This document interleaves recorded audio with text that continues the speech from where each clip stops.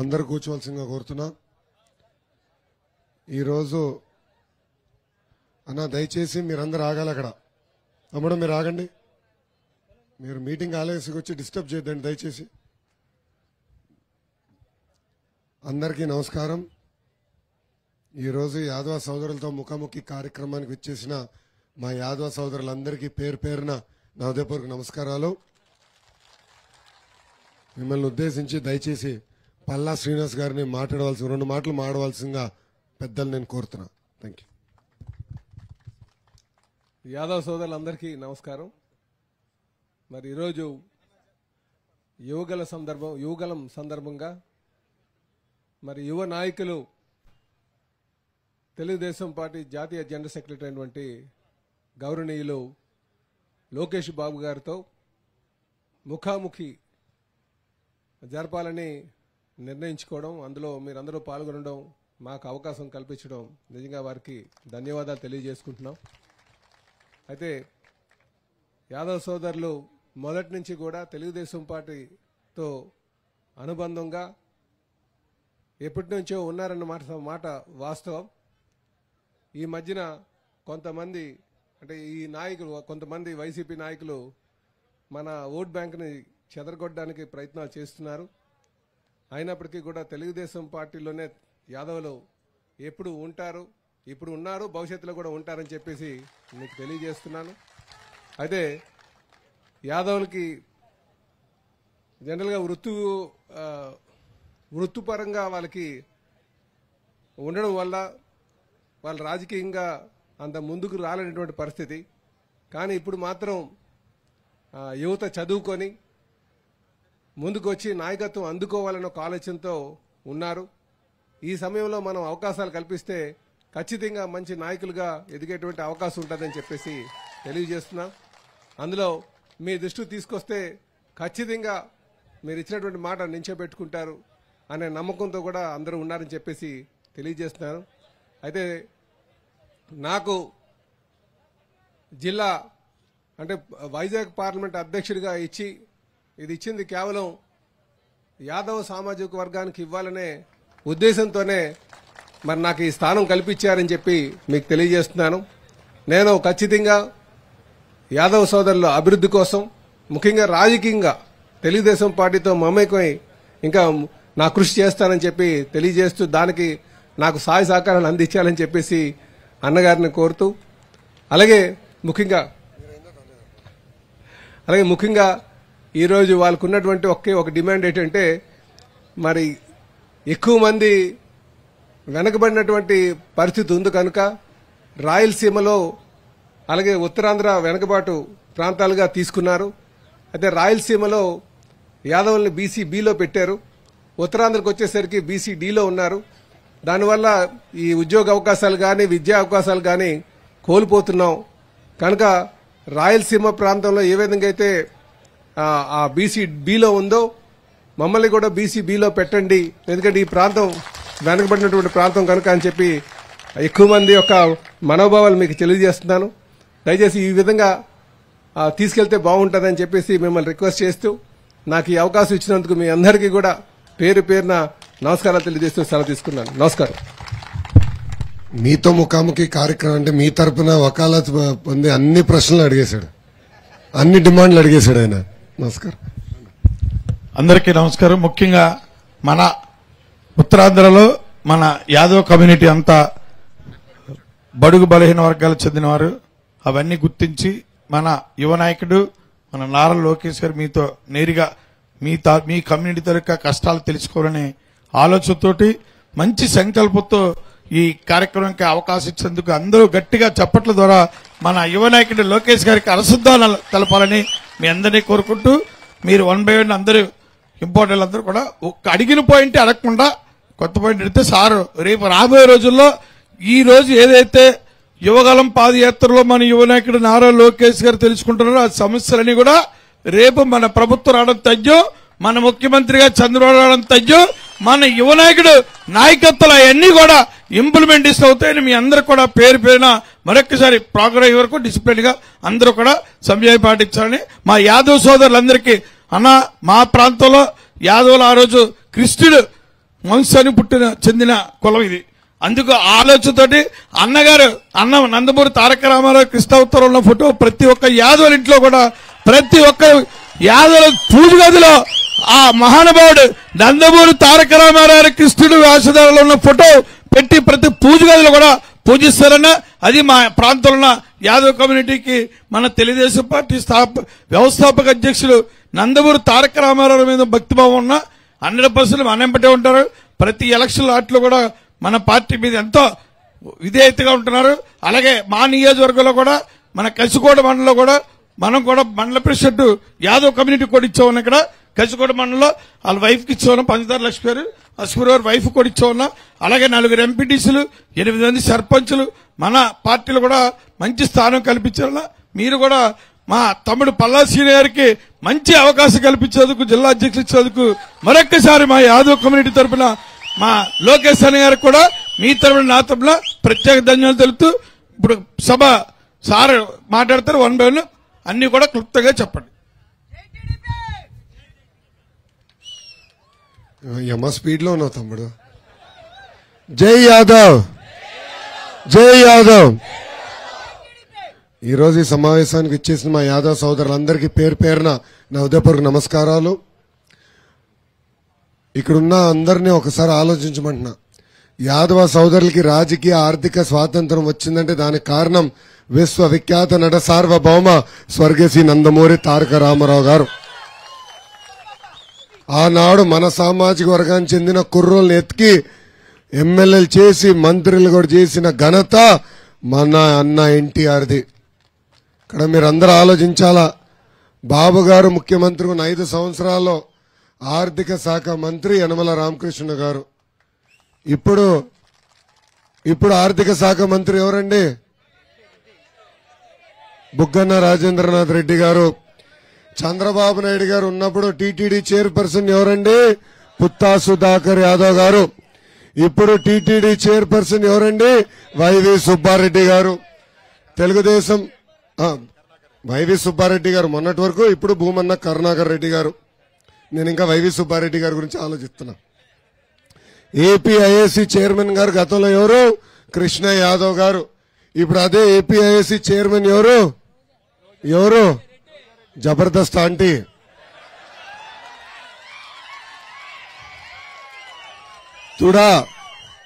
TUDA chairperson Narasimha Yadav గారికి ఆనాడు Telugu Desam party ఇస్తే ఇప్పుడు ఏకంగా చెవిరెడ్డి భాస్కర్ రెడ్డి కొడుక్కి తుడా చైర్పర్సన్ కూడా ఇస్తాం జరిగింది. ఇంకా బీద రవిచంద్ర యాదవ్ గారిని ఆనాడు ఎమ్మెల్సీ చేశాం. ఇంకో పక్కన రాయలసీమ ప్రాంతానికి చెందిన తిప్పేస్వామి గారిని కూడా ఆనాడు ఎమ్మెల్సీ చేస్తాం జరిగింది. మన సామాజిక వర్గానికి చెందిన ఏకైక వ్యక్తి లోక్సభలో అడుగుపెట్టారు. అది కూడా ఆనాడు తెలుగుదేశం పార్టీ రెడ్డి గారిని లోక్సభ కూడా పంపిస్తాం జరిగింది. రెడ్డి యాదవ్ గారు తెలుసు. అందుకే ఇక్కడున్న యాదవ్ సోదరులు కూడా హామీ ఇస్తున్నా, మళ్ళీ 2024 ఎన్నికల్లో లోక్సభకి మళ్ళీ మన యాదవ సోదరులు కూడా పంపించే బాధ్యత నేను వ్యక్తిగతంగా తీసుకుంటా. అది రాజకీయంగా. ఇంకా ఆర్థికంగా కూడా మనం ఆడుకోవాలా. చంద్రబాబు నాయుడు గారు ముఖ్యమంత్రిగా ఉన్నప్పుడే యాదవ సోదరులకి ప్రత్యేక కార్పొరేషన్ ఏర్పాటు చేశాం, నిధులు కేటాయించాం. యాదవ సోదరుల అభివృద్ధి కోసం ఆనాడు నిధులు ఖర్చు పెట్టాం.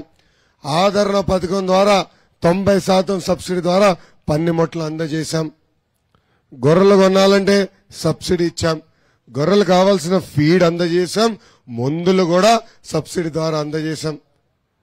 ఆనాడు గోపాల్ మిత్రులు నియమించి మన ఆవులు బర్రెలకి ఏమైనా ఇబ్బంది ఉంటే గోపాల మిత్రులు పరిగెత్తుకుంటూ వచ్చే పరిస్థితి. పాదయాత్ర చేస్తుంటే అడుగడుగునా చెప్పారు, అన్న పవిత్రమైన కార్యక్రమం గోపాల్ మిత్ర, ఆ కార్యక్రమాన్ని కూడా ఈ ప్రభుత్వం రద్దు చేసిందని. పాపం గోపాల్ మిత్రకి ఎక్కడ జీతాలు వచ్చే పరిస్థితి లేదు. గతంలో మన ఆవు దగ్గినా తుమ్మినా గోపాల్ మిత్రులు పరిగెత్తుకుంటూ వచ్చే పరిస్థితి. ఇప్పుడు వెటనరీ డాక్టర్ రావాలంటే దాదాపు 2,000 రూపాయలు ఖర్చు పెట్టే పరిస్థితి. ఇంకేమనంటే 0.5%, 0.5% 2% మంత్రి గతంలో అనేక సెటైర్లు ఇస్తాడు. ఎవరైనా పేరు ఆయన పేరేంటి? అనిల్ కుమార్ యాదవ్ గారు ఇరిగేషన్ శాఖ మంత్రిగా చేశాడు, అనేక సెటైర్లు వేశాడు. ఇంకా సైకో జగన్ ఇంటికి పంపించేశాడు. ఇక్కడున్న కుర్రోలు కూడా గుర్తుపెట్టుకోవాలా, అందరినీ ఎగతాళి చేస్తూ మాట్లాడాడు ఆయన. చంద్రబాబు నాయుడు గారు కూడా ఎగతాళి చేస్తూ మాట్లాడాడు ఆయన. ఇప్పుడు ఏమైంది ఆయన పరిస్థితి? ఇది psycho Jagan policy, use and throw policy. ఇది జరుగుతుంది ఈరోజు. ఇంకా అతనికి టికెట్ కూడా ఇచ్చే పరిస్థితిలో ఈ సైకో జగన్ లేదు. అయిపోయింది, అది కూడా అయిపోయింది. 82 మంది మార్చుతా ఉన్నారు కదా, దాంట్లో ఈయన చీటీ కూడా చిరిగిందంట. సో ఉన్న కొంతమంది పదవులు కూడా పీక్ వదలు పడేస్తున్నాడు. సో ఆర్థికంగా, రాజకీయంగా నాడు నేడు ఎప్పుడు యాదవ సోదరులకు అండగా నిలబడింది మన పసుపు జెండా. ఇక్కడ యాదవ సోదరులు కూడా చెప్తున్నా, 3 నెలల్లో ఓపిక పట్టండి, మన ప్రభుత్వం వస్తుంది. దామాషా ప్రకారం కార్పొరేషన్ నిధులు కేటాయించి మన అభివృద్ధి కోసం ఆ నిధులు ఖర్చు పెట్టే బాధ్యత వ్యక్తిగతంగా మేము తీసుకుంటాం అన్న. ఇక్కడ ఆలోచించుకోవాలి. ఇంకోటి, తెలుగుదేశం పార్టీకి చెందిన యాదవ నాయకులందరిపైన కేసులు పెట్టారు. పల్లా శ్రీనివాస్ గారు పెద్ద ఎత్తున పోరాడినందుకు ఏకంగా ఆయన కమర్షియల్ బిల్డింగ్ కూడా పగలగొట్టించాడు ఈ సైకో జగన్. అంటే మన తరపున పోరాడకూడదా? మన తరపున ప్రశ్నలు అడగకూడదా? పల్లా శ్రీనివాస్ గారు చేసిన తప్పేంటి? ప్రశ్నిస్తాం, ఈ ప్రభుత్వాన్ని నిలదీస్తాం. అన్ని పర్మిషన్లు ఉన్న బిల్డింగ్ పగలగొట్టారు. ఇంకా యనమల రామకృష్ణ గారు పెళ్లికి వెళ్ళినందుకు ఎస్సీ ఎస్టీ కేసు పెట్టారు యనమల గారి పైన. ఇంకా బీద రవిచంద్ర యాదవ్ గారి పైన కేసులు పెట్టారు. సో మన తరపున పోరాడుతున్న తెలుగుదేశం పార్టీ యాదవ్ నాయకులపైన దొంగ కేసులు పెట్టి ఇబ్బంది పెడుతుంది ఈ ప్రభుత్వం. కానీ తెలుగుదేశం పార్టీ యాదవ్ నాయకులు అందరూ ఒకటే అన్నారు, మనం తగ్గేదే లేదు. ఏనా యనమల గారు ఏమైనా తగ్గారా? బీదన్న ఏమైనా తగ్గాడా? పల్లన్న ఏమైనా తగ్గాడా? రూట్ మార్చాడా? భయం మన బయటలోనే లేదు. ప్రజల తరపున నిరంతరం పోరాడారు. మన సామాజిక వర్గానికి జరుగుతున్న అన్యాయం పైన పోరాడారు. ముందు పోరాడతామని కూడా ఈ సభాముఖంగా తెలుపుకుంటూ ఇప్పుడు ఈ ముఖాముఖి కార్యక్రమం ప్రారంభించవలసిందిగా పెద్దలు నేను కోరుతున్నా. అందరికీ నమస్కారం. ఎవరిని ఆదుకోవాలి చెప్పు బ్రదర్? నాయకులనా? అరే భలే ఉన్నావు. నాకు కార్యకర్తల్ని నాయకులు నా గుండెల్లో పెట్టుకుని కాపాడే బాధ్యత నేను వ్యక్తిగతంగా తీసుకుంటా బ్రదర్. 20వ తారీఖు బాబు గారికి ఏమి ఇవ్వబోతున్నాను తెలుసా? బాబు గారికి 20వ తారీఖు నేను ఏమి ఇస్తున్నాను అనుకుంటున్నారు? ఏం గిఫ్ట్? నీకేం తెలుసా బా? నీకు చెప్పలేదు భరత్. తోడల్లుడికి అన్నీ తెలుసు అనుకుంటున్నాడు. చెప్పండి. నో ఎర్ర బుక్కు. ఏ అధికారులైతే చట్టాన్ని ఉల్లంఘించి మన పైన దొంగల కేసులు పెట్టి ఇబ్బంది పెట్టారో వాళ్ళ పేర్లంతా రాసుకున్నా. పాదయాత్రలో కార్యకర్తలు నాకు చెప్పారు, అన్నా ఈ వ్యక్తి నన్ను ఆపైన కేసు పెట్టాడు, ఈ వ్యక్తి వల్ల నేను జైలుకి వెళ్ళానని చెప్పారు. ఇమ్మీడియట్ గా సాయంత్రం ఎర్ర బుక్ లో రాశా. ఊరూరు పబ్లిక్ మీటింగ్ లో ఎర్ర బుక్ చూపించాను. ఆ ఎర్ర బుక్ మన బాబు గారికి ఇస్తానని సభాముఖంగా హామీ ఇస్తున్నా.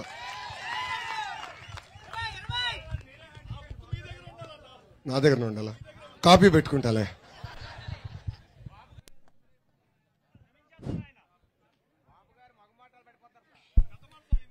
ఇక 53 రోజులు జ్యుడిషియల్ రిమాండ్కి వెళ్ళింది. అది మొహమాటాలు ఉంటాయా రాముడికి? సీనే లేదు బ్రదర్.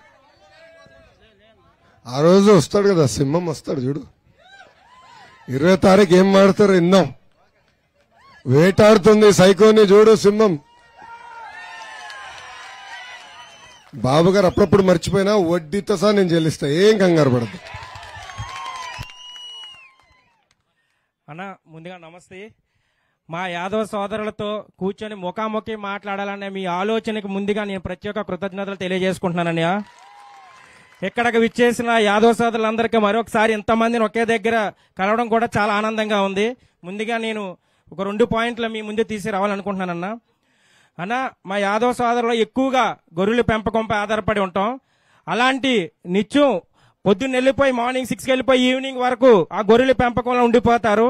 అలా సుమారు ఒక 50 సంవత్సరాల జీవితం ఈ గొర్రెల పెంపకంలోనే గడిచిపోతుంది ఇంటి పెద్దతనులు.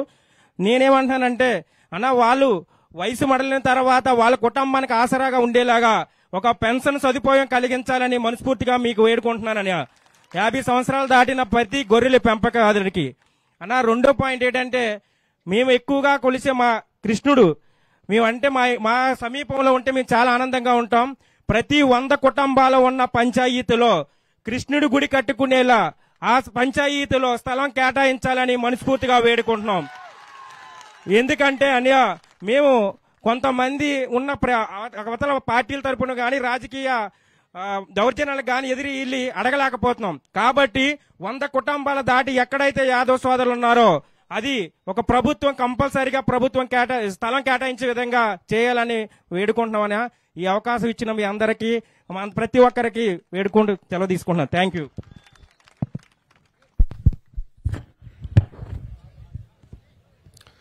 తమ్ముడు, ప్రధానంగా గొర్రెలు అనేది మనం ఒక యూనిట్ గా క్రియేట్ చేసుకుని సబ్సిడీ అందజేసి అవసరమైన వరకు గ్రేజింగ్ ల్యాండ్స్ కూడా ఇయర్ మార్క్ చేసి మందులు కానీ ఫీడ్ కూడా సబ్సిడీ ద్వారా తిరిగి మళ్ళీ అందజేస్తాం. నంబర్ 1. రెండోది, భూమి కేటాయిస్తాం కాదు, గుడులు కూడా కట్టే బాధ్యత మన ప్రభుత్వం తీసుకుంటుంది. ఇది ఎండోమెంట్ బడ్జెట్ నుంచి కాదు, రాష్ట్ర బడ్జెట్ నుంచి. ఎండోమెంట్ బడ్జెట్ సెపరేట్, రాష్ట్ర బడ్జెట్ నుంచి నిధులు కేటాయించి గుడులు కట్టి అది కూడా మళ్ళీ ఎండోమెంట్ కి అనుసంధానం చేయం. లోకల్ కమిటీ వేసి ఆ కమిటీ ఆధారంలోనే ఆ గుడి నడిసే విధంగా చట్టాలు మేము తీసుకురాబోతున్నాం. ఇప్పటికి బాబు గారు ఈ విషయం పైన చాలా క్లారిటీతో ఉన్నారు. పెన్షన్ విషయం నా దృష్టికి తీసుకొచ్చారు. ఇది ఎంత ఖర్చు అవుతుంది ఏంటనేది వివరాలు సేకరించిన తర్వాతనే దీనిపైన నేను స్పందిస్తా. కానీ ఇంకో మాట కూడా చెప్తున్నా, మహిళలందరికీ బాబు గారు మహాశక్తి అని ఒక మేనిఫెస్టో రూపంలో ప్రకటించారు. అది మన మొదటి 6. దాంట్లో ప్రధానంగా 4 హామీలు. మొదటిది ఆడబిడ్డ నిధి. 18 సంవత్సరాల నుంచి 59 సంవత్సరాల వయసు నిండా మహిళలకి ప్రతి నెల 1500 రూపాయలు మన ప్రభుత్వం ఇవ్వబోతుంది. అంటే సంవత్సరానికి 18,000, 5 సంవత్సరాలు 90,000. రెండోది తల్లికి వందనం. ఇంట్లో ఎంతమంది బిడ్డలుంటే అంతమంది బిడ్డలకి ఒక్కొక్క బిడ్డకి ప్రతి సంవత్సరం 15,000 రూపాయలు మన ప్రభుత్వం ఇస్తుంది. అంటే ఒకరుంటే 15,000, ఇద్దరుంటే 30,000, ముగ్గురుంటే ఎంత బా 45,000 రూపాయలు. మూడోది దీపం పథకం. గ్యాస్ ధర విపరీతం పెరిగిపోయింది. ఇప్పుడు మంట తాకితే చేయి కాలట్లా. విచిత్రం ఏంటంటే గ్యాస్ బండ తాకితేనే చేతులు కాలేదట్టున్నాయి, అట్లుంది ధరలు. అందుకే ప్రతి కుటుంబానికి ప్రతి సంవత్సరం ఉచితంగా 3 గ్యాస్ సిలిండర్లు మన ప్రభుత్వం ఇవ్వబోతుంది. సో కుల మత ప్రాంతాల అతీతంగా ఈ కార్యక్రమాలు మనం అమలు చేస్తామని సభాముఖంగా నేను హామీ ఇస్తున్నా. Thank you. నమస్తే అన్న, నా పేరు సంధ్య. నేను బీసీల కోసం మాట్లాడాలనుకుంటున్నాను. మా బీసీ హాస్టల్లో పిల్లలకి ఫుడ్ సరిగ్గా లేదు, రూమ్స్ సరిగ్గా లేవు, వాటర్ సదుపాయం అంతగా లేదు. రూమ్స్ అయితే ఇంకా టాయిలెట్స్ ఇవన్నీ అంటే ఎందుకు ఇచ్చేస్తున్నానంటే మీ ముందుకు ఇవన్నీ తీసుకొస్తేనే మీకు తెలుస్తుంది కాబట్టి ఇవన్నీ మేము చెప్పడం జరుగుతుంది. ఇప్పుడు ప్రైవేటు ఉన్నాయి, మీరు అధికారంలోకి వస్తే మా బీసీ హాస్టల్ని ప్రైవేట్ స్కూల్ పరంగా కానీ లేదా హాస్టల్ పరంగా కానీ మీరు అభివృద్ధి చేస్తారా? ఈ ప్రభుత్వం ఎందుకు బీసీ వాళ్ళన్నా లేదా ఈ బీసీ హాస్టల్ అన్నా ఎంత చులకనగా చూస్తుంది? అది నాకు కావాలి. నమస్తే.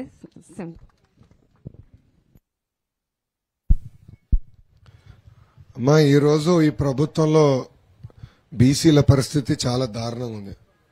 మొన్న ఒక ఘటన జరిగింది. అమర్నాథ్ గౌడ్ అన్న కుర్రోడు వాళ్ళ అక్కని వైకాపా నాయకులు వేధిస్తున్నారని కంప్లైంట్ ఇస్తే ఆ ఊర్లో ఉన్న వైకాపా నాయకులు పిల్లలందరూ వచ్చి అతని చితకబాది అతను చదువుతున్న పుస్తకం నుంచి కాగితాలు చింపి అమర్నాథ్ గౌడ్ నోరులో ఆ కాగితాలు కుక్కేసి బతుకుండగా పెట్రోల్ చేతులు కాలు కట్టేసి పెట్రోల్ పోసి తగలబెట్టేశారు. చంపేశారు. ఆ కుర్రోడు మొన్న జైలుకి వెళ్లి మళ్ళీ బెయిల్ పైన బయటకు వచ్చేశాడు. ఊరేగింపుతో ఇంటికి తీసుకెళ్లారు వైకాపా నాయకులు. చూడండి పరిస్థితి ఎంత అన్యాయమో మీరు చూడండి. మా బీసీలు మా ఎస్సీలు అంటాడే ఈ సైకో జగన్, ఆయన సైకోయిజంకి ఇది ఒక ఉదాహరణ. ఎంత అన్యాయమో చూడండి.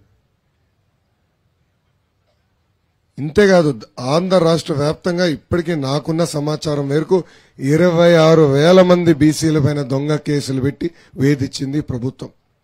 అడ్డగోలుగా మన పైన ఎస్సీ ఎస్టీ కేసు పెడుతున్నారు. అందుకే సూపర్ 6లో ఒక్క 6 తెలుగుదేశం పార్టీ హామీ ఇచ్చింది.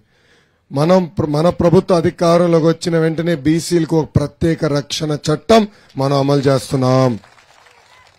ఆ చట్టం ద్వారా న్యాయ పోరాటానికి అయ్యే ఖర్చు కూడా ప్రభుత్వమే బనాయిస్తుందని ఈ సభాముఖంగా మా బీసీ సోదరులు నేను హామీ ఇస్తున్నా. ఎవరిని అసభ్యంగా మాట్లాడాలన్నా, మన పైన దాడి చేసినా ఫాస్ట్ ట్రాక్ కోర్టులు పెట్టి న్యాయం చేసే బాధ్యత మన ప్రభుత్వం తీసుకుంటుంది. రెండోది, బడుగు బలహీన వర్గాలు చెందిన విద్యార్థుల కోసమే ఈ హాస్టల్స్ ఏర్పాటు చేస్తాం. గురుకుల పాఠశాలలు కానీ బీసీ హాస్టల్స్ కానీ ఏర్పాటు చేస్తాం. కానీ ఈ ప్రభుత్వం అవి కూడా గాలికి వదిలేసే పరిస్థితి ఈరోజు మనందరం చూస్తున్నాం.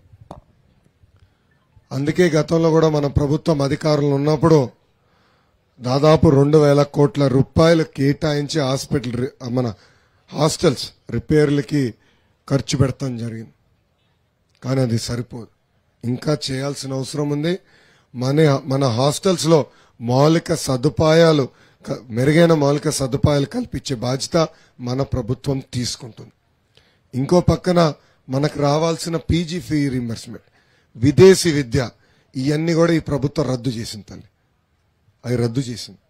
మన ప్రభుత్వ అధికారంలోకి వచ్చిన మొదటి సంవత్సరంలోనే పీజీ ఫీ రీంబర్స్మెంట్, విదేశీ విద్య మళ్లీ అమలు చేస్తామని ఈ సభాముఖంగా మా బీసీ సోదరులకు హామీ ఇస్తున్నాం.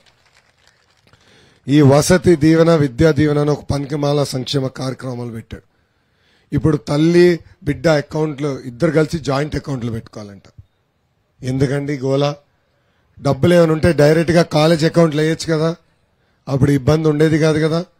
అందుకే మన ప్రభుత్వ అధికారంలోకి వచ్చిన వెంటనే ఈ విధానం రద్దు చేస్తాం. డైరెక్ట్ గా డబ్బులు కాలేజ్ అకౌంట్లోకి వేస్తాం. తల్లిదండ్రులు వాళ్ళ పిల్లల్ని హాయిగా చదివించే బాధ్యత తీసుకుంటారు. అంతేగాని మార్క్ లిస్ట్ కావాలంటే డబ్బులు కట్టాలా, లేదంటే హాల్ టికెట్ కావాలంటే డబ్బులు కట్టాల్సిన పరిస్థితి వచ్చింది. ఇది లేకుండా చేసే బాధ్యత మన ప్రభుత్వం తీసుకుంటుందని ఈ సభాముఖంగా నేను హామీ ఇస్తున్నా. Thank you. నమస్తే అన్న, సభకు అందరికీ నమస్కారం అండి, పెద్దలందరికీ. నేను అచ్యుతాపురం మండలం హరిపాల్ గ్రామం నుంచి మాట్లాడుతున్నానండి. నేను ప్రధానంగా మాట్లాడేది ఇది రోడ్డు సమస్య గురించి మాట్లాడదలుచుకున్నాను సార్ మీకు. ఎందుకంటే మీరు మీ చిరునవ్వే చెప్తుంది ఈ సమస్య ఎంత పెద్ద సమస్య అన్నది. మాకందరికీ ఈ రోడ్డు సమస్య చాలా విచిత్రమైన సమస్య, పెద్ద సమస్యలా కనిపించవచ్చు, కానీ మీకు అది పెద్ద సమస్య ఏం కాదు సార్. ఎందుకంటే రాష్ట్ర వ్యాప్తంగా ఇలాంటి రోడ్లు ఎన్నో రోడ్లు చూసుంటారు సార్ మీరు. అందువల్ల ఇది మీకు పెద్ద సమస్య కాకపోవచ్చు, కానీ మాకు మటుకు చాలా పెద్ద సమస్య సార్. అది మీరు కూడా స్వయంగా అనుభవించారు. ఇది గత 20 సంవత్సరాల నుంచి ఉన్న సమస్య, ఈ రోజు పుట్టింది కాదు సార్. గత 20 సంవత్సరాల నుంచి ఈ సమస్య ఉంది సార్. ఇది గత గవర్నమెంట్ లో మన అన్న చంద్రబాబు నాయుడు గారు 2019లో దీన్ని శాంక్షన్ చేసి 200 అడుగుల నుంచి 100 అడుగులకి ఇది శాంక్షన్ చేసి తక్షణం పనులు ప్రారంభించాలని 108 కోట్లు కాంపెన్సేషన్ నిమిత్తం రిలీజ్ చేశారు సార్. ఆ రోజే తక్షణం ప్రారంభించాలని. దురదృష్టవశాత్తు మనం ఆ రోజు గవర్నమెంట్ పోవడం జరిగింది. కానీ ఆ రోజు నుంచి ఈ రోజు వరకు అది టెండర్ అయిపోవడం, కాంట్రాక్టర్ ఫీల్డ్లోకి రావడం, ఆల్రెడీ కాంట్రాక్టర్ పని చేయడానికి రెడీగా ఉన్నాడు. ఆ పనులు చేయడం నిమిత్తం ఏడీబీ రుణం కూడా మంజూరు అవడం, అందులో హ్యాబిటేషన్ అమౌంట్ కింద రిలీజ్ చేయడం, దాన్ని వాడేయడం, స్థానిక ఏపీ ప్రభుత్వం ఆ కాంపెన్సేషన్ వేసిన డబ్బులు కూడా వాడేయడం జరిగింది సార్. రోడ్డుకి అది వచ్చిన రుణం కూడా వాడేయడం జరిగింది సార్. దీన్ని స్థానిక గ్రామాలు ఒప్పుకోలేదని నెపం పెట్టి ఆర్డీఓ గారు ప్రతి గ్రామం తిరిగి ప్రతి గ్రామం నుంచి రిటర్న్ గా అగ్రిమెంట్లు కూడా ఇచ్చాం సార్. ప్రతి గ్రామం నుంచి ఏ గ్రామం కూడా అగ్రిమెంట్ ఇవ్వలేదు లేదు సార్. వాలంటీర్ గా మా ఇబ్బందులు చూసి మా ఇల్లులు పోతున్నాయి సార్, మా సర్వం పోతుంది సార్. చిన్న కుమ్మర్లు అందరూ పూరిగిరిసులో కూడా అందరూ ఇల్లులు పోతున్నాయి సార్. వాళ్ళకి కనీసం జగనన్న కాలనీలో ఇల్లు కూడా ఇవ్వలేదు సార్. ఇల్లులు పోతున్నాయి కదా, ఇల్లు ఇవ్వలేదు, జాగా అడగలేదు, జాగా ఇస్తామని చెప్పలేదు, ఇల్లులు ఇస్తామని చెప్పలేదు. కానీ మేము అగ్రిమెంట్ రాసాం సార్. ఎందుకంటే ఈ రోడ్డుని ఇబ్బందులు, స్థానిక ప్రజల తాలూకు ఇబ్బందులు మేము చూడలేక మేము అగ్రిమెంట్ రాసాం సార్. ఆలేస్తారు కదా అని. కానీ దీనిలో చలనం లేదు సార్. స్థానిక మంత్రి ఈ మధ్య కొంత అనౌన్స్ చేశారండి, 50 కోట్లు రిలీజ్ చేసి బిట్లుగా పనులు ప్రారంభం అయిపోతున్నాయని. త్వరలోనే నోటిఫికేషన్ కూడా వచ్చేసింది సార్. మనం వస్తే దీనికి ఏం పరిష్కరిస్తారో మిమ్మల్ని ప్రధానంగా నేను కోరుతున్నాను సార్. మన ప్రాంతంలో రోడ్డు గురించి మాడకుండా పాదయాత్ర ముందరికి వెళ్దలేండి. యాదవ సోదరులు ఎదుర్కొంటున్న సమస్యల గురించి మాడాలంటే మీరు రోడ్డు గురించే మాడుతున్నారు. ఎందుకంటే అది ప్రధానమైన సమస్యగా ఉంది. అది నేను చూసారు, అసలు రోడ్లు లేవు, గొయ్యలు ఉన్నాయి. గొయ్యలో రోడ్ ఎక్కడుందా అని ఎత్తుక్కునే పరిస్థితి చాలా దారుణంగా ఉంది. దారి పొడుగున కూడా ప్రజలు వచ్చి మాకు ఎలాంటి సంక్షేమ కార్యక్రమాలు వద్దురా బాబు, ముందర రోడ్ వేయండిరా నైనా అని అడిగారు. ప్రజలు అడుగుతున్నారు. అంటే అంత దారుణంగా రోడ్లు అయిపోయినాయి. మీరన్నట్టు బాబు గారు ముఖ్యమంత్రిగా ఉన్నప్పుడు ఆనాడు నిధులు కేటాయించి రోడ్ల పనులు ప్రారంభించే సమయంలో ప్రభుత్వాలు మారినాయి. బాబు గారు ముఖ్యమంత్రి ఉన్నప్పుడు ఇలాంటి గుంతలు ఎక్కడ రాష్ట్రంలో కూడా ఎక్కడ లేవు. కానీ ఈరోజు ఆ గుంతలు చూడండి, కనీసం గుంటల్ని పూడ్చే పరిస్థితుల్లో ఈ ప్రభుత్వం లేదు. రోడ్ వదిలేండి, ఈ ప్రభుత్వం రోడ్ వేసే సీనే లేదు, అంత బొమ్మ లేదు. కనీసం గుంట్లన పూడుస్తారేమో అనుకున్నా. ఎందుకంటే ముఖ్యమంత్రి గారు చెప్పారు కదా, ఒక్క సంవత్సరంలో గుంటలు లేని రోడ్లు చేస్తానన్నాడు కదా. ఇట్లా ఊపుతాడు కదా చెయ్యి, ఇట్టా అంటాడు, ఏదో ఇది అయిపోతుందని. ఇది ఇట్ట కాదు, ఇది ఇట్ట నరికేండ్ర బాబు అన్నయ్య. అయ్యో, అంత కూడా సిగ్గులేదు ఈ ప్రభుత్వానికి, కొంచెం కూడా సిగ్గులేదు. ఇక్కడ కోడిగుడ్డు మంత్రి ఉన్నాడు కదా, ఏం బీకినాడు? కోడిగుడ్డు మంత్రి ఏం బీకినాడండి? ఎంత అన్యాయం! చేయాలి కదా, ఏదో పని చేయాలి కదా. ఏం చేసినాడు? ప్రజలకి ఏం చేశాడు? అన్న, ఈ రోడ్డు కంపల్సరీ మనం సీసీ రోడ్ వేయాలి. శాశ్వతమైన పరిష్కారం చేయాలంటే సిమెంట్ రోడ్ వేయాలి. ఎందుకంటే మనకున్న సాయిల్ ప్రకారం సీసీ రోడ్ వేయాలి. నేను చెప్పా, 2 నియోజకవర్గాల్లో తెలుగుదేశం పార్టీని గెలిపించండి. మొదటి 100 రోజుల్లో పనులు ప్రారంభించి డేట్ క్యాలెండర్ మారే లోపల, సంవత్సరం మారే లోపల పనులు పూర్తి చేసే బాధ్యత మన ప్రభుత్వం తీసుకుంటుంది. దారి పొడుగున ప్రజలకు నేను ఇదే హామీ ఇచ్చా. ఆ హామీకి నేను కట్టుబడి ఉన్నా. Thank you.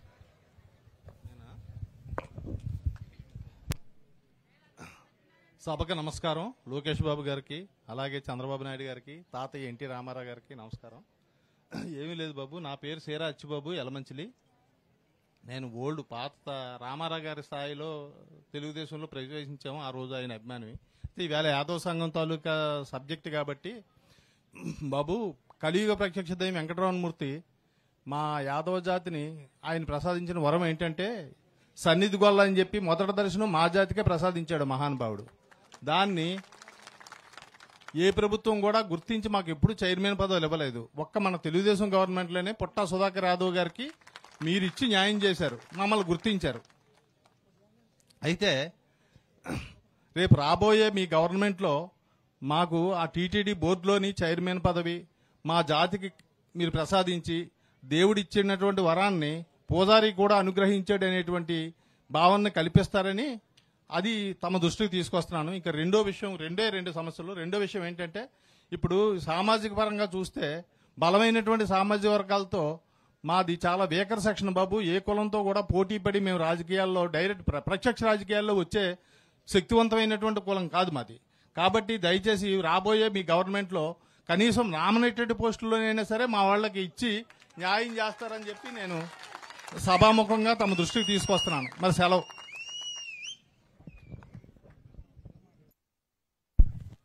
అన్న, ఒక్క విషయం మీరు చెప్పిన దాంట్లో నేను ఏకీభవించట్లేదు. అరే, రాజకీయంగా ఆర్థికంగా బలంగా ఉన్నవాళ్ళు యాదవ సోదరులు, అరే మంత్రులుగా ఎమ్మెల్యేలుగా మళ్ళీ ఎంపీగా కూడా పంపిస్తానంటే మీరేమో మాకు నామినేటెడ్ పోస్ట్ ఇస్తే చాలంటారు. అది ఎట్లా స్వామి? అయ్యో, బలమైన వారు మీరు, దాంట్లో ఎలాంటి డౌట్ లేదు. తప్పనిసరిగా రాజకీయంగా పెద్ద ఎత్తున ప్రోత్సహిస్తాం, దాంట్లో డౌట్ అవసరం లేదు. గతంలో ఎమ్మెల్సీలు కూడా అనేక మందికి అవకాశం ఇచ్చాం. మళ్ళీ తప్పనిసరిగా మన యాదవ సోదరుల కోసం తెలుగుదేశం ప్రభుత్వం దామాషా ప్రకారం నామినేటెడ్ పోస్టులు కూడా అందజేస్తాం. ఆ డౌట్ అవసరం. రెండోది, మీరందరూ ఏమనుకోకపోతే ఒక మాట చెప్తా. మనం తన్నే దున్నపోతు జోలికి వెళ్ళామండి, ఎవరో వెళ్ళాం. ఎందుకురా బాబా తంతుందని. కానీ పాలిచ్చే ఆవు దగ్గరికి వెళ్ళి పొద్దున నిన్న 7 లీటర్లు ఇచ్చే ఇంకో 2 లీటర్లు ఎక్కువ ఇవ్వచ్చు కదా ఈరోజు అనుకుంటాం. ఏమన్నా కరెక్టా కాదా? తన్నే దున్నపోతు ఎవరు? వైకాపా ప్రభుత్వం. పాలిచ్చే ఆవు ఎవరు? తెలుగుదేశం ప్రభుత్వం. సో అన్న, ఈ తన్నే దున్నపోతు ప్రభుత్వాన్ని ఏమని నిలది ఇట్లా ఇక్కడున్న ఎమ్మెల్యేని ఏం అడగట్లేదు. ఎందుకు లేరా అబ్బాయి గోలా, మళ్ళీ కేసు పెడతారు, జైలుకి పంపిస్తారు, భయం ఉంది సమాజం మొత్తంలో, భయం. కానీ అదే పాలిచ్చే తెలుగుదేశం ప్రభుత్వం దగ్గరికి మాకు ఈ పదవి కావాలి, ఆ పదవి కావాలి, ఇది చేయాలి, మాకు ఇది అది అన్నా తప్పనిసరిగా టీటీడీ బోర్డులో యాదవ సోదరులు మళ్ళీ అవకాశం కల్పిస్తాం, దాంట్లో ఎలాంటి సందేహం లేదు. కానీ ఇక్కడున్న యాదవ సోదరులందరినీ కూడా ప్రభుత్వాన్ని నిలదీయమని నేను కోరుతున్నా. సంఘ పెద్దలు కూడా నిలదీయాలండి. ఇక్కడ కూడా పెద్దలు ఉన్నారు, అన్నారు మంత్రి గారే బయటికి వెళ్ళమన్నారని. కారుమూరి గారు మీరు బయటికి వెళ్ళండి, మీరు అసలు మాతో మాట్లాడడానికి హక్కు లేదని. ఇంకా తిరుగుబాటు చేయాలండి. ఇంకెన్నాళ్ళని భయపడి బతుకుతాం మనం? ఇంకా 3 నెలలు ఎన్నికలు వస్తున్నాయి. టైం వచ్చింది బ్రదర్, సమయం లేదు మిత్రమా. మనందరం కలిసికట్టుగా పోరాడాలి. అప్పుడే మన అనుకున్న ఆశయాలు మనం సాధించగలుగుతాం. ఇప్పుడు బాబు గారు అనుకుని ఎందుకులే గొడవ, నాకెందుకు ఈ కేసులు అంటే ఇంకెట్లండి? నేను కూడా అనుకుని నాకెందుకయ్యా బాబు 22 కేసులు, పాదయాత్ర ఎందుకని ఇంట్లో పడుకుంటే ఎట్లా? నమ్ముకున్న సిద్ధాంతాల కోసం మనం అందరం పోరాడాలి. అరే పౌరుషం ఉన్నవాళ్ళు యాదవ సోదరులు పౌరుషం ఉన్నవాళ్ళు ఏమైంది? పోరాడాలి, మనం అనుకున్న సిద్ధాంతాల కోసం నిలబడాలని సభాముఖంగా మా యాదవ సోదరులు కూడా నేను కోరుతున్నా. థ్యాంక్ యూ అన్న. నమస్తే అన్న, నా పేరు యలమంచిలి రాజేష్ అన్న, దేవాడ గ్రామం, అనకాపల్లి జిల్లా.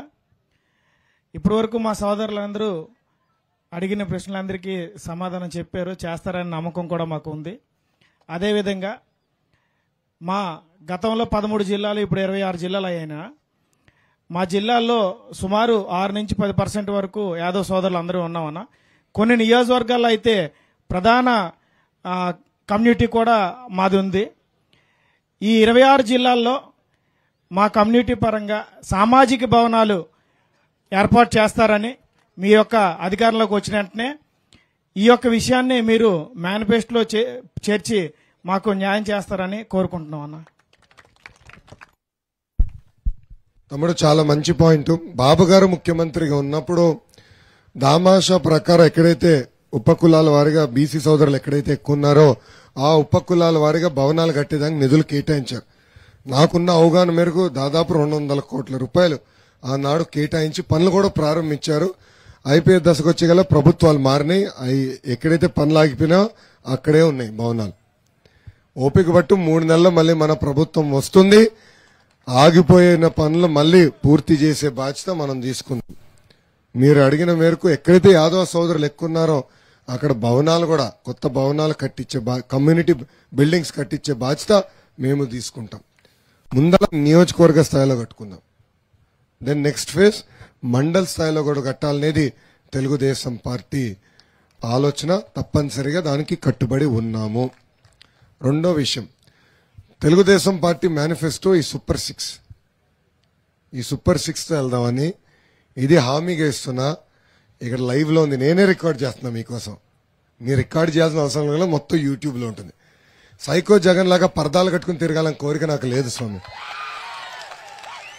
పరదాలు కట్టుకుని తిరగాలని కోరిక నాకు లేదు. చెప్పింది చేస్తాను, చేయలేకపోతే చేయలేనని చెప్తాను. అంతేగాని ఊరికొక హామీ వీధికొక హామీ ఇచ్చి తప్పించుకుని తిరగాలని కోరిక నాకు లేనే లేదు. ఇచ్చిన హామీకి నేను కట్టుబడి ఉన్నాను. Thank you. బంగాళదుంపనా ఉల్లిగడ్డనా? లేదబ్బా, మన వెళ్ళా కూరగాయల కొట్టుకెళ్ళి బంగాళదుంప ఇమ్మంటే ఉల్లిగడ్డ ఇచ్చాడు. ఇదేంటబ్బా అన్న, కేజీ బంగాళదుంప అడిగా, కేజీ ఉల్లిగడ్డ ఇస్తాడు. ఇదేంటబ్బా అన్న, అరే ముఖ్యమంత్రి ఇది బంగాళదుంప అంటున్నాడు సార్ అన్న. అరే ఆడు సైకో, ఉంది లేనట్టు లేని ఉన్నట్టు అంటాడు. మీరు ఆ మాయలో ఎట్లా పడ్డారా బాబు అని ఆయన చెప్తాం జరిగింది. అరే ఉల్లిగడ్డకి బంగాళదుంపకి తేడా తెలినాడు ముఖ్యమంత్రి అవుతే ఇంకా రైతుల పరిస్థితి ఎలా ఉంటుందో ఒకసారి ఆలోచించండి. ఇప్పుడు వరి మొత్తం మనకి తీవ్రంగా నష్టపోయాం. వరి రైతులు తీవ్రంగా నష్టపోయారు మన ప్రాంతంలో. కానీ వాళ్ళు చెప్పుకుంటున్నారు అద్భుతంగా చేశారంట, డబ్బులు ఇచ్చేశారంట. వరి రైతులకు డబ్బులు ఇచ్చేశారంట. బా మీ అకౌంట్లో డబ్బులు పడిందంట, చూసుకోండి. ఈరోజు న్యూస్ పేపర్లో చదివితే అద్భుతంగా స్పందించిందంట. కొన్ని న్యూస్ పేపర్లో వాళ్ళ కరపత్రం ఉంది కదా, అద్భుతంగా స్పందించింది. వరి రైతులందరినీ ఆదుకుందంట ఈ ప్రభుత్వం. నేను అడుగడుగున వరి రైతులు కలిస్తే అరే ఎవడు వచ్చి కనీసం మా నష్టపోయిన పొలాలు అడుగు పెట్టలేదని చెప్పే పరిస్థితి, అది పరిస్థితి. అందుకనా ఆయనకు జబ్బు ఉందిలే, మైథోమేనియా సిండ్రోమ్. గూగుల్లో కూడా చూడు. ఆ జబ్బున్న లక్షణం ఏంటో తెలుసా? జబ్బు లక్షణం ఏంటో తెలుసా? ఉంది లేనట్టు, లేనిది ఉన్నట్టు చెప్తాం. ఇంకా జబ్బు ఉన్నట్టుంది. అందుకే లండన్ నుంచి మందులు తెప్పించుకుంది ఏదంటాడు అది. నెక్స్ట్ అన్న నమస్తే అన్న, నా పేరు మువ్వల రాము, మెట్టపాలెం పంచాయతీ. ముఖ్యమైన సమస్య ఏంటంటే ఇప్పుడు ఈ జగన్ గారి ప్రభుత్వం వచ్చిన తర్వాత కొన్ని విలేజ్ల్లో మా యాదవ కమిటీ వాళ్ళు పశువుల్ని మేపుకోవడానికి, గోవులు కావచ్చు, గొర్రెలు కావచ్చు, మేకలు కావచ్చు, పశువు సంవర్ధన అని చెప్పేసి ల్యాండ్స్ ఉన్నాయండి. ఆ ల్యాండ్స్ అన్నీ కూడా ఎఫ్ఎంబీలో నేమ్స్ చేంజ్ చేసి జగనాల లేఅవుట్స్, ముఖ్యంగా ఏదంటే వీళ్ళు దోచుకోవడానికి ల్యాండ్ పోలింగ్ అనే పేరు పెట్టి ప్రజలకు సగం, నాయకుల సగం దోచుకొని మా కమ్యూనిటీకి అయితే చాలా దారుణమైన అన్యాయం జరిగిందండి. మా గోవులు కానీ, పశువులు కానీ, మేకలు కానీ, గొర్రెలు కానీ మా పాకల నుంచి బయటకు వెళ్లే పరిస్థితులు లేవు. ఎక్కడా కూడా ఒక్కొక్క పంచాయతీల్లో 55 ఎకరాలు 60 ఎకరాలు ఉన్న ప్లేసుల్లో ఈవేళ ఎకరం 2 ఎకరాలు లేకుండా లాగేసుకొని ఆక్రమించుకున్న పరిస్థితి. మా యాదవ కులాలకు ముఖ్యంగా చాలా వరకు కూడా గోవుల్ని, పశువుల్ని, మేకల్ని, గొర్రెలు మేపుకునేటటువంటి వాళ్ళు వీళ్ళకి అస్సలు గవర్నమెంట్ ప్లేసులు కేటాయించండి, ఎఫ్ఎంబీలో పేర్లు కూడా మార్చేసి ఈ ప్లేస్ని అంతా కూడా లాగేసుకున్నారు. ఒక విషయం అన్న. రెండో విషయం,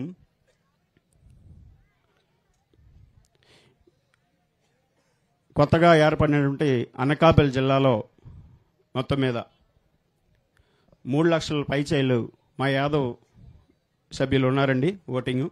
అయితే మా యాదవులందరికీ కూడా కనీసం ఒక పార్లమెంటు స్థానం కానీ, ఒక అసెంబ్లీ స్థానం కానీ మన ప్రభుత్వం నుంచి సీట్ ఇప్పించి కేటాయించాలని ముఖ్యంగా మీకు విన్నపం తెలుపుకుంటున్నాను. తమ్ముడు, అనకాపల్లిలో ఉండేది ఒకే ఒక ఎంపీ స్థానం స్వామి. నేనేం చెప్పాను మీకు? 25 స్థానాల్లో తమ్ముడు కూర్చోండి.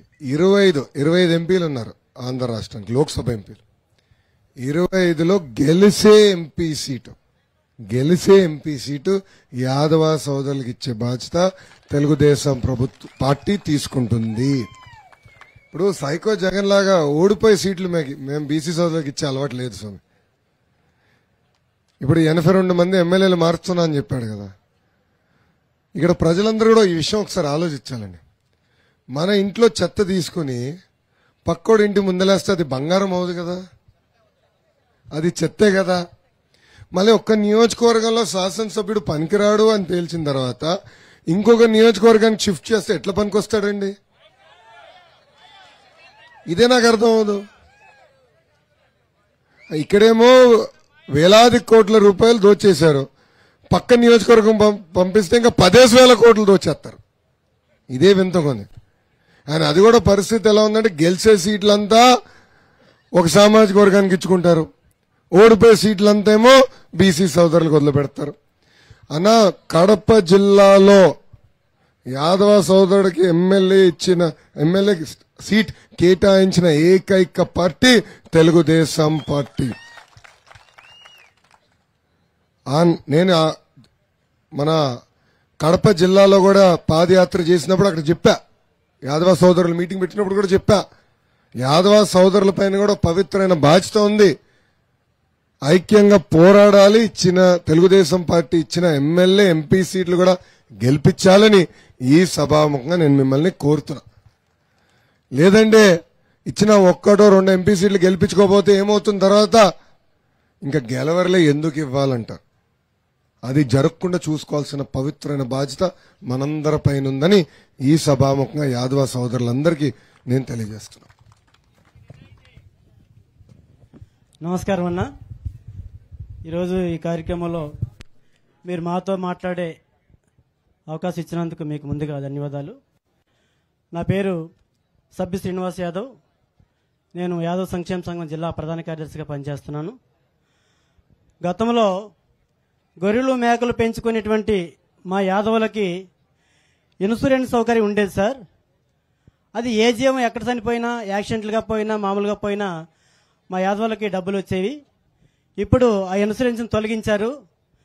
ఈ 4.5 సంవత్సరాల్లో కొన్ని వందల జీవాలు ప్రమాదవశాత్తు కానీ జబ్బులు పడి కానీ చనిపోయి చాలామంది ఆర్థికంగా నష్టపోయారు సార్. ₹1 కూడా ఇన్సూరెన్స్ రాలేదు. మరి తమరు మళ్ళీ ఇన్సూరెన్స్ని పునరుద్ధరించాలని చెప్పేసి ఈ సందర్భంగా కోరుకున్నాను సార్.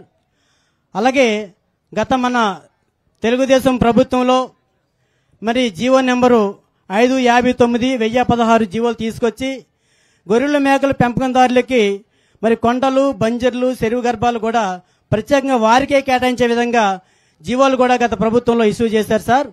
మరి ఆ జీవో ఎక్కడ కూడా ఇంప్లిమెంట్ కాకుండా ఉన్న బంజర్లన్నీ కూడా మరి పెద్దవాళ్ళు పరమైపోయి ఈ గొర్రెలు మేకలు మేపుకునే అవకాశం లేకుండా చేస్తున్నారు సార్. అది కూడా ఆ జీవోల్ని తమ పరిగణలోకి తీసుకొని మరి ఈ గొర్రెలు మేకలు మేపేదానికి, ఎందుకంటే జీవనాధారం అవే కాబట్టి ఈ గొర్రెలు మేకలు మేపుకునే దానికి ఆ భూములు కొంత కేటాయించాలని చెప్పేసి ఈ సందర్భంగా మీకు వినయపూర్వకంగా కోరుకుంటున్నాను సార్. అదేవిధంగా మందులు కూడా లేవు సార్. ఇప్పుడు గతంలో మందులు కూడా సంచార వైద్యం రూపంలో ఇంతకు మీరు చెప్పారు గోపాలమిత్ర వైద్యం ద్వారా ప్రతి చోట వెళ్ళి వైద్యం చేసేవారు. ఇప్పుడు వైద్యం కూడా పూర్తిగా తొలగించారు సార్. అరకొర మందులు ఇస్తున్నారు. మరి దాన్ని కూడా మీరు దృష్టిలో పెట్టుకోవాలని చెప్పేసి ఈ సందర్భంగా కోరుకుంటున్నాను సార్. ముఖ్యంగా మరొక పాయింట్ మీదైతే ఈ ఉత్తరాంధ్ర జిల్లాల్లో యాదవులు ప్రధానంగా 75% మంది ఈ వృత్తి మీద ఆధారపడి జీవిస్తున్నారు. ఇల్లు విడిచిపోతే కనీసం 6 నెలలు 3 నెలలు ఈ సంతాజీవులుగా జీవిస్తున్నారు సార్.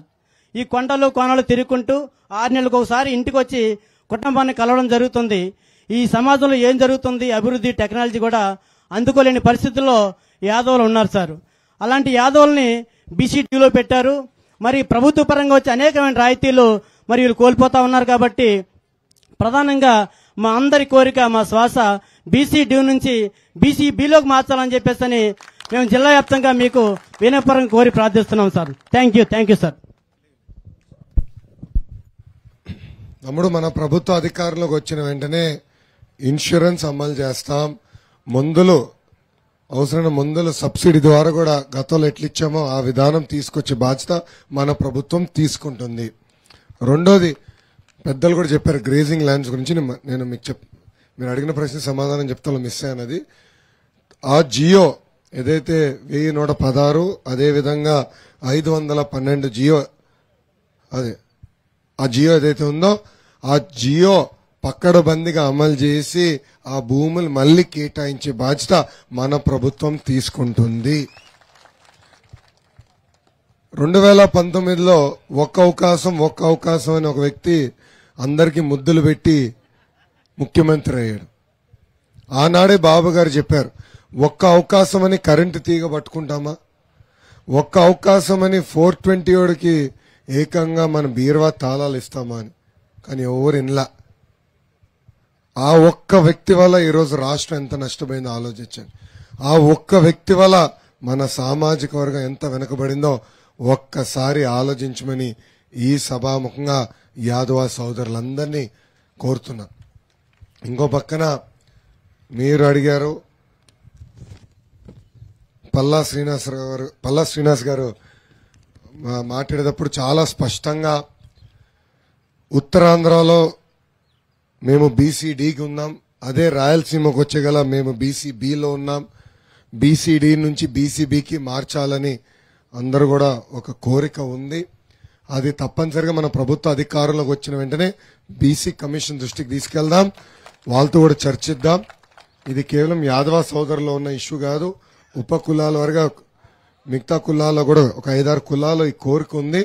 అది కూర్చుని ఒక కమిటీ వేసి దీని విధి విధానాలు ఎలా అమలు చేయాలని కూడా చర్చించాల్సిన అవసరం ఉంది. అది తప్పనిసరిగా ఆ చర్చకి తప్పనిసరిగా తెలుగుదేశం పార్టీ సహకరిస్తుందని ఈ సభాముఖంగా యాదవ సోదరులందరికీ నేను హామీ ఇస్తున్నా. ఈరోజు మన నియోజకవర్గంలో యాదవ సోదరులు ఎదుర్కొంటున్న ఇబ్బందులపైన సుదీర్ఘంగా చర్చించాం. నేను చాలా స్పష్టంగా మళ్ళీ యాదవ సోదరులు ఆలోచించమంటున్నా. రాజకీయంగా ఆర్థికంగా యాదవ సోదరుల్ని నాడు నేడు ఎప్పుడు ప్రోత్సహించింది తెలుగుదేశం పార్టీ. అన్న ఎన్టీఆర్ దగ్గర నుంచి చంద్రబాబు నాయుడు గారి వరకు యాదవ సోదరులకి పెద్దపీట వేసింది తెలుగుదేశం పార్టీ.